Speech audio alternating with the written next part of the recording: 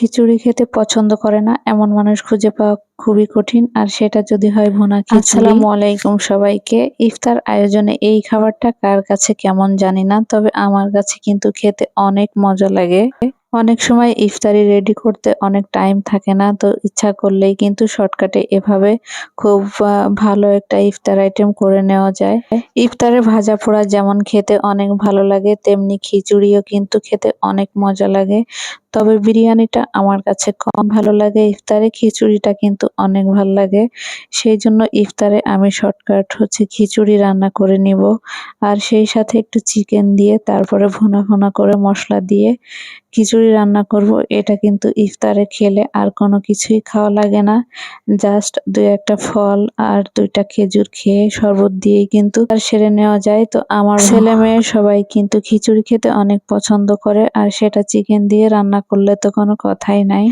যেহেতু আমি ভুনা খিচুড়ি রান্না করব, সেই জন্য প্রথমে পেঁয়াজ রসুন কাঁচামরিচ একটু তেলে ভেজে নিয়েছি।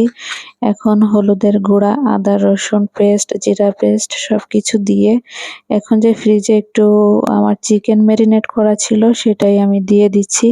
এটা চিকেন ফ্রাই করব বলে মশলা দিয়ে ম্যারিনেট করে রেখেছিলাম।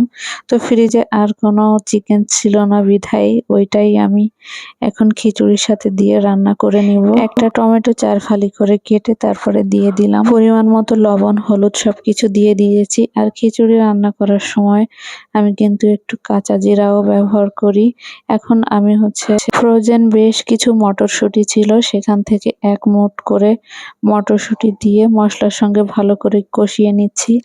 আর চাল ডাল ধুয়ে রেখেছিলাম আগে থেকেই, সেই চাল ডালটাও এখন দিয়ে কষিয়ে নিব সুন্দর মতো।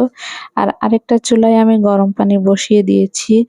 যে কোনো তরকারি বা পোলাও ভাত এগুলা রান্না করার সময় গরম পানি ব্যবহার করলে কিন্তু ভাতটা অনেক ঝরঝরাও হয়। চালটার সঙ্গে ভালো করে কষানো হয়ে গেলে আমি একটু মুরগির মাংসের মশলা দিয়ে দিয়েছি।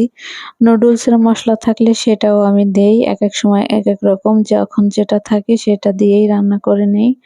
তো যে গরম পানিটা ফোটাতে দিয়ে দিয়েছিলাম সে পানিটাও এখন আমি খিচুড়ির ভিতরে দিয়ে দিলাম। এখন আমি আরো একটু পানি দিয়ে দিব। চাল সিদ্ধ হওয়া পর্যন্ত এখন আমি এটাকে রান্না করে নিব। এটার কালারটাও কিন্তু বেশ এসেছে। এখন খিচুড়িটা চুলায় বসিয়ে দিয়ে আমি একটু ঘরের কিছু কাজকর্ম করতে যাব। তো ততক্ষণে কিন্তু চুলায় হতে থাক খিচুড়িটা, ততক্ষণ আমি অন্যান্য কাজ সেরে আসবো। আর ঢাকনা দিয়ে ঢেকে তারপরে বেশ কিছু সময় রান্না করে যতক্ষণ না পর্যন্ত পানি শুকিয়ে যায়।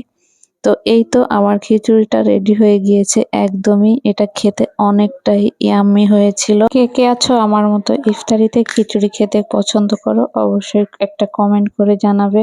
সবাইকে অনেক ধন্যবাদ।